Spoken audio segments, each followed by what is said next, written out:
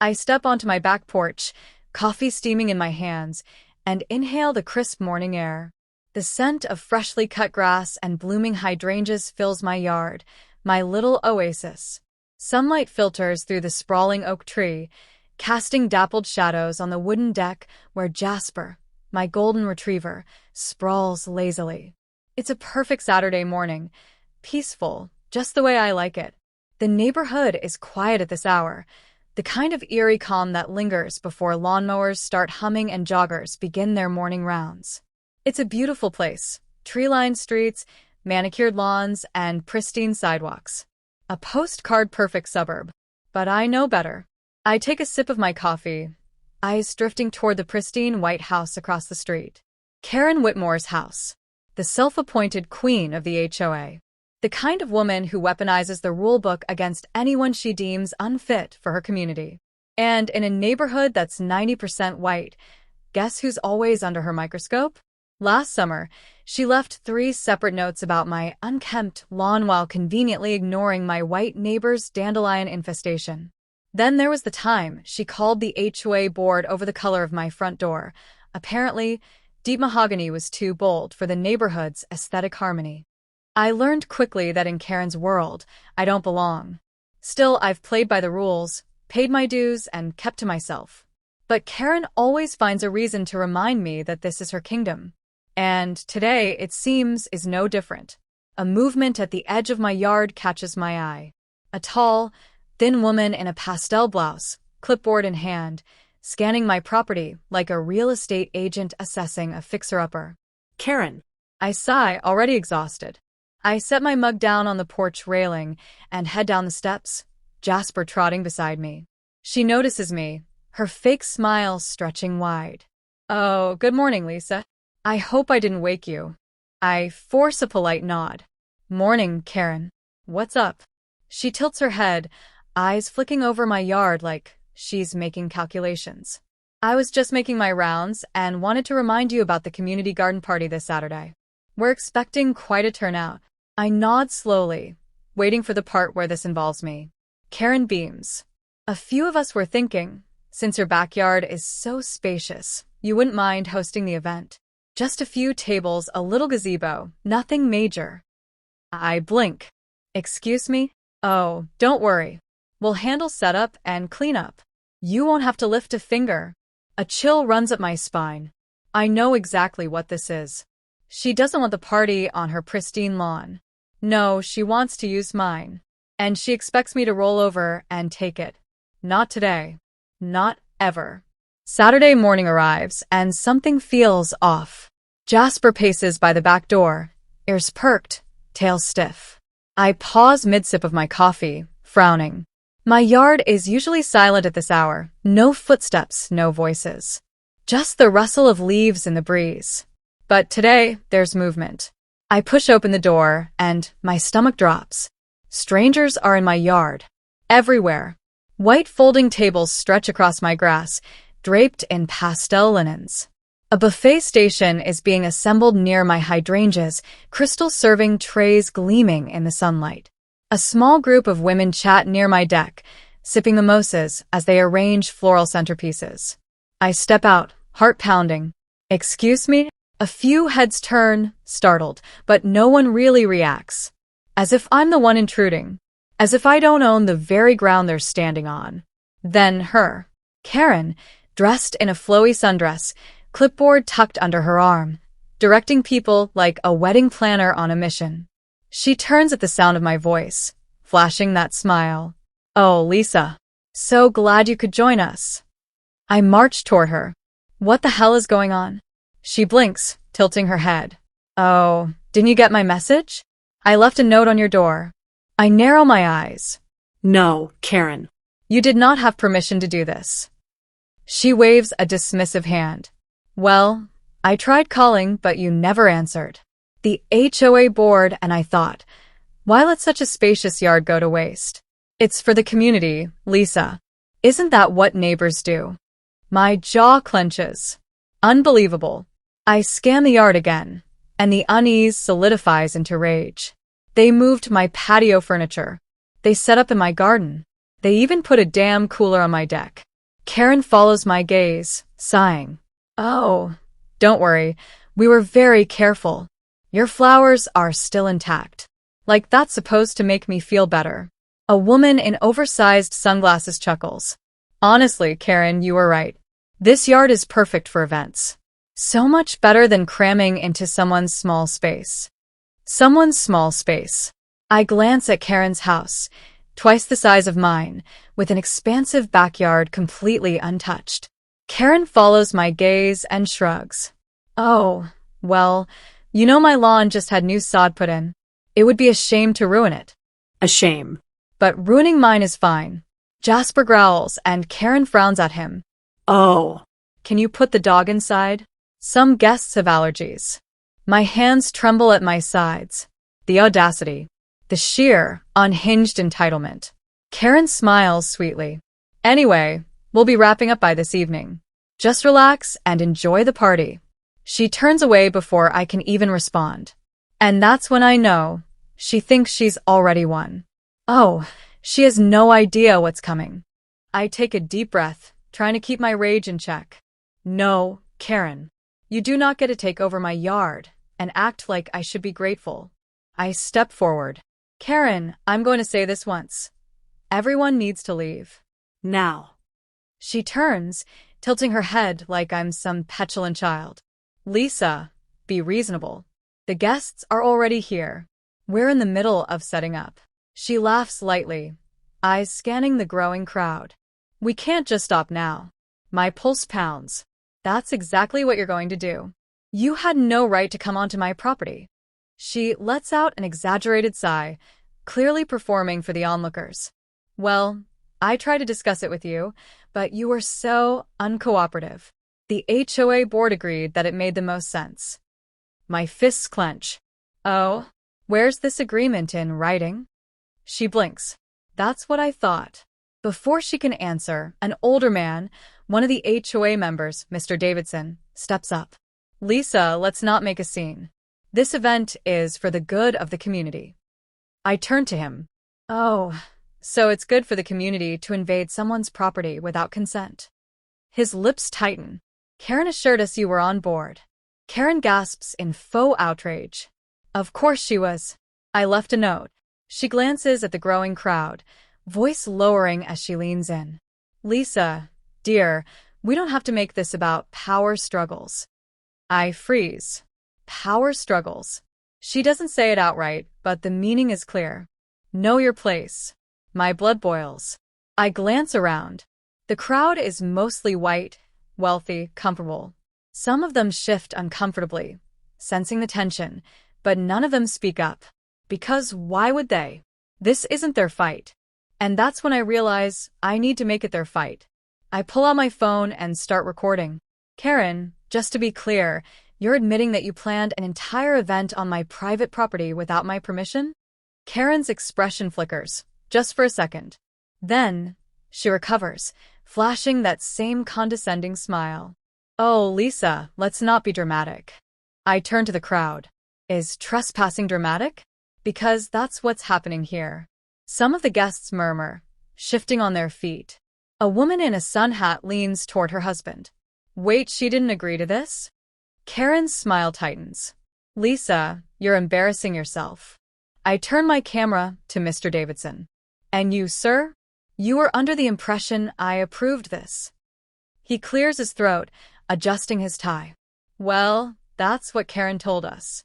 I glance back at Karen, and she knows she's losing control. That's when she switches tactics. Well, technically, this is an HOA matter, she says, standing straighter. And as the head of the HOA, I do have authority over common spaces. I laugh. Oh, so now my backyard is a common space.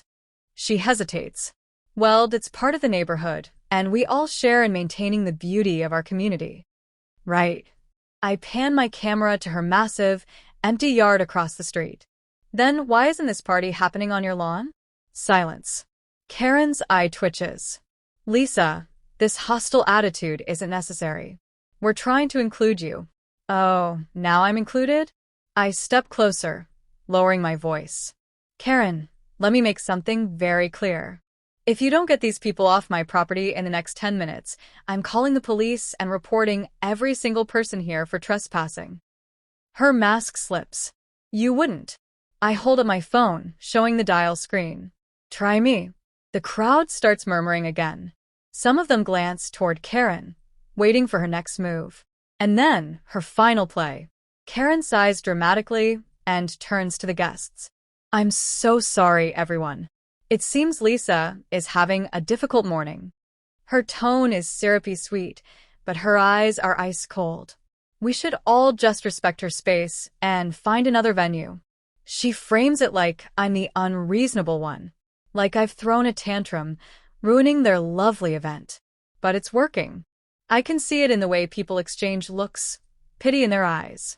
Poor, angry Lisa, always making a fuss. Karen leans in one last time, voice just for me. You might want to reconsider how you present yourself in this neighborhood. A warning, a threat, but I just smile. Because Karen has no idea that she just handed me everything I need to burn her little empire to the ground. This isn't over. Not by a long shot. I don't call the cops. Not yet. Because Karen thinks she won. And I want her to believe that, just for a little while longer. As the guests start packing up, some grumbling, some casting apologetic glances my way, Karen hovers like a queen overseeing her subjects. She walks around, smoothing tablecloths, offering fake smiles, acting like this is all just an unfortunate misunderstanding. Like I'll slink back into my house, embarrassed, while she keeps her crown. But I don't move. I watch. I wait. And I make sure every second of this disaster is recorded. Then, right on cue, she makes her mistake. Karen, ever the gracious host, turns to Mr. Davidson and sighs, just loud enough for those lingering to hear. It's just so disappointing, she says, shaking her head. We went out of our way to include Lisa, to make her feel welcome, and this is how she repays us? I feel my jaw tighten. Mr. Davidson rubs his chin. Well, it was a bit sudden, Karen. If she didn't actually agree. Karen lets out a little laugh, forced and brittle. Oh, I assumed she was on board. I mean, who wouldn't want to be a part of something so beautiful? But, she sighs, just enough sadness to seem sincere. I suppose some people prefer separating themselves from the community. There it is. That little loaded phrase. Separating themselves. She's painting me as the outsider, the problem. Making it about me, about my attitude, instead of her blatant trespassing and entitlement. I see it working on some of the guests. A few nod along. Others frown slightly, but don't argue. Because Karen is good at this. She's been playing this game for years. She thinks I don't know that. She thinks I'm just another black woman she can paint as difficult, angry, unreasonable. And that's when I decide, it's time to flip the script. I clear my throat loudly. The remaining guests turn, some still clutching their half-empty mimosas, watching. Karen, I say, loud and clear, I've been thinking a lot about what you said. About community. Her smile flickers, just for a second. She wasn't expecting me to play along. Well, I'm glad to hear that, Lisa. And I realize something. I continue, stepping forward. You really care about community rules, don't you? Karen hesitates. Of course. That's what makes our neighborhood so special. I nod. Right. Which is why I found something very interesting. I pull out my phone and tap the screen. The speakers on my deck activate. And then, her voice fills the yard. The HOA board, and I thought, why let such a spacious yard go to waste? It's for the community, Lisa. Isn't that what neighbors do? Karen goes pale. The guests freeze. I glance around.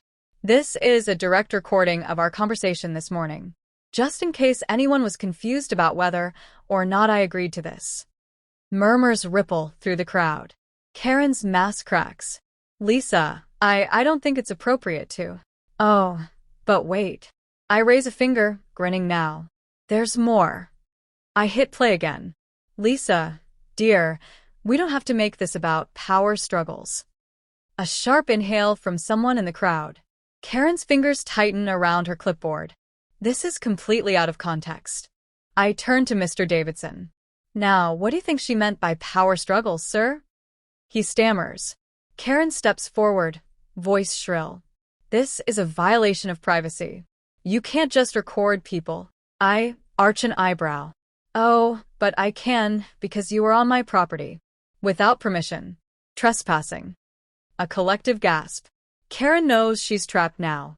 Still, she tries to recover, flipping to her usual tactic, playing the victim. Lisa, I was just trying to do something nice. Why are you being so hostile? Her voice cracks, the perfect touch of wounded innocence. I thought we were friends. I tilt my head. That's funny. Because you weren't worried about my friendship when you lied to the entire HOA board, were you? She swallows. And then, the final blow. I press one last button on my phone. An email appears on the large screen mounted to my deck, projected for everyone to see. An official HOA rulebook, highlighted in bright red. Any unauthorized use of a homeowner's property for HOA-sponsored events is grounds for immediate disciplinary action, including fines, board removal, and legal consequences. Silence. Then, a woman in the crowd gasps. Karen, this is an HOA violation. Karen stares at the screen, face draining of color. Another neighbor murmurs. Didn't she fine the Martinez family last year for a small fence violation? And just like that, the crowd turns. The doubt creeps in. Karen, the woman who built her power on rules, control, and appearances, is now exposed as a fraud. She tries to speak, but no words come. I cross my arms. So tell me, Karen, does the community still come first? She stumbles back, fingers tightening around her clipboard like it's a lifeline. Because she knows what's coming next. And for the first time ever, she's powerless to stop it. Karen is unraveling. I see it in the way she grips her clipboard like a shield, in the way her mouth opens and closes as she tries to form a defense. But she has nothing. The crowd shifts uneasily. Murmurs grow louder. A few guests exchange looks, stepping back like they don't want to be associated with the mess unfolding in front of them. Mr. Davidson clears his throat, glancing at the rulebook still displayed on my screen. Karen, is this true? Did you knowingly violate HOA regulations? Karen flinches, but quickly regains her composure. Or tries to. Oh, come on, Richard, she scoffs, attempting a laugh that lands flat. It was a simple misunderstanding. I thought Lisa was fine with it, and honestly, this is just being blown out of proportion. I step forward, arms crossed. So now it's a misunderstanding? Because just this morning, you told everyone I was on board. Karen whips toward me, eyes flashing. Lisa, I was trying to include you. I was trying to make you feel like part of the neighborhood. I let out a sharp laugh. Oh, is that what you were doing? By ignoring my boundaries, dismissing my rights, and talking down to me? I tilt my head. Karen, be honest. Would you have pulled this stunt on anyone else here? A weighted silence settles over the yard. Karen's eyes dart around, looking for someone, anyone, to defend her. But the crowd's mood has shifted, because they know the answer. She wouldn't have. I watched the realization sink in. A few guests, the ones who had nodded along to her separating herself comment, suddenly look uncomfortable. Mr. Davidson avoids eye contact, adjusting his tie. Karen senses it too. Her grip is slipping. She straightens her shoulders, turning to her last line of defense, the HOA board members who had backed her for years. This is ridiculous, she snaps. I am the HOA president, and I have done nothing but keep this neighborhood running smoothly. Unlike some people, I actually care about this community. And that's when I hit her with the final nail in the coffin. I pull out my phone and tap the screen. The smart TV on my deck flickers, replacing the HOA rulebook with security footage. Karen's face drains of color. The video plays in crisp, undeniable clarity. Karen and two of her friends sneaking into my yard at dawn, dragging in tables, setting up decorations. Then, her voice, clear as day. Lisa won't stop us. She knows better. Gasps ripple through the crowd. Someone whispers, "Oh my God." Karen's hands shake. That's fake. That's edited. I arch an eyebrow. Really? Because this was pulled straight from my security system. I look at Mr. Davidson. And as an HOA board member, you know that's legally valid evidence. He pales. Karen's composure shatters. She spins, desperate now. You all know me. You know I wouldn't do something malicious. She gestures wildly. I have dedicated years to making this community perfect.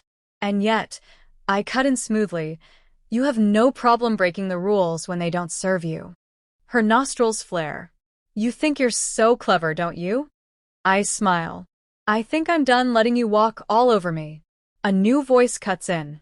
Karen, this is serious. We all turn.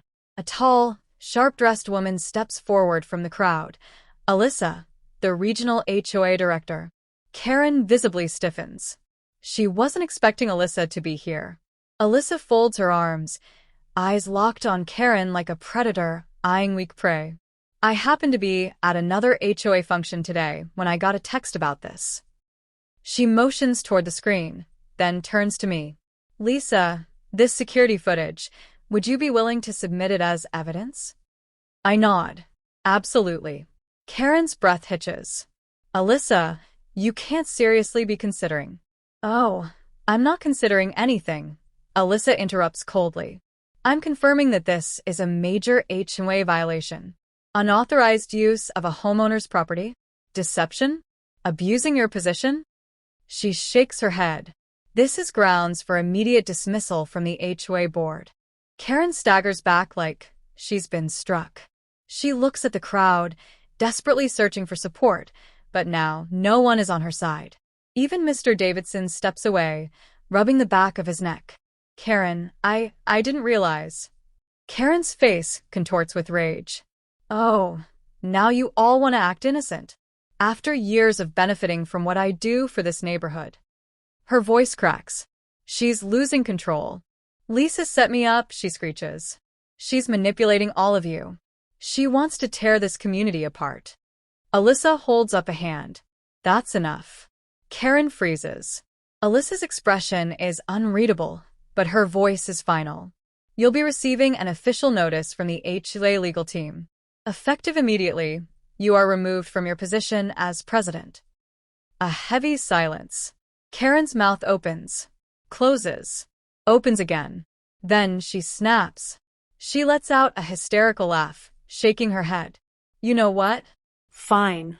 Let's see how this neighborhood runs without me. She whirls on me, eyes blazing. You think you won? She leans in, voice low and venomous. You will never belong here. I hold her gaze, steady and calm. Karen, I say softly, you don't own this community. You never did. Her nostrils flare. For a moment, it looks like she might actually lunge at me. But then, the final humiliation. A couple in the crowd, once Karen's biggest supporters, quietly begin removing the decorations from my yard. Others follow. One by one, they dismantle her little empire. Karen lets out a strangled sound, half a sob, half a scream, before storming off. No one follows. And just like that, Karen is dethroned. Karen doesn't leave quietly. The next morning, she storms into the HOA office, demanding a meeting. She rants, cries, threatens legal action. She tries to twist the story, claiming she's the real victim, a devoted community leader brought down by a vindictive neighbor. But the evidence is airtight. Alyssa forwards my security footage to the full HOA board, along with a formal misconduct report. Within hours, Karen is removed from all leadership positions. Then the fines hit. Turns out, trespassing, property damage, and unauthorized HOA events carry hefty penalties. Thousands of dollars in HOA fines. Possible civil liability. And the cherry on top?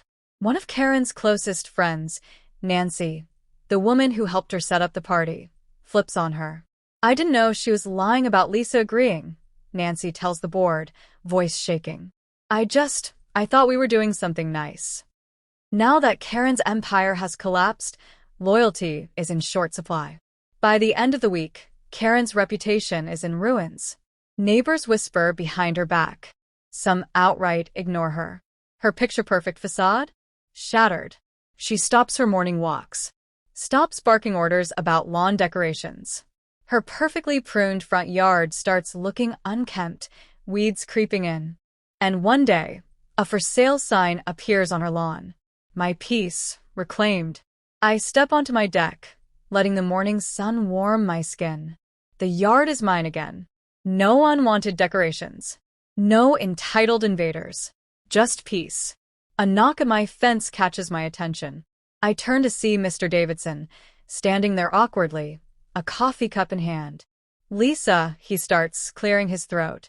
I just wanted to say, I should have spoken up sooner. He sighs. I let Karen take control for too long. I never really questioned it. I cross my arms. And why's that? His face turns a little red. Because it was comfortable. Easy. He looks down. But it wasn't right. I study him for a moment. He looks tired. Maybe even ashamed. Good. He exhales. Anyway, I just wanted to say I'm sorry.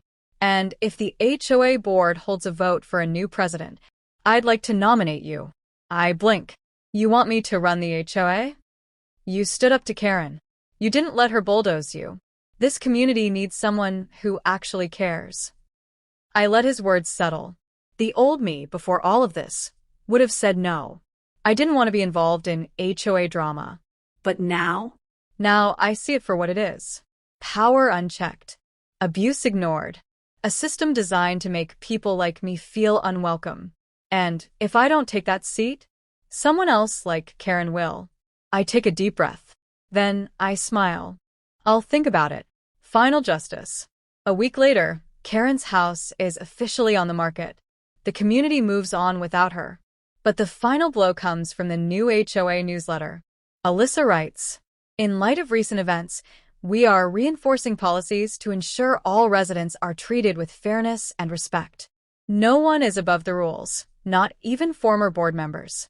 Karen's name isn't mentioned, but everyone knows. And as I sip my coffee on my untouched, uninvaded porch, I can't help but smile. Because justice? It feels damn good.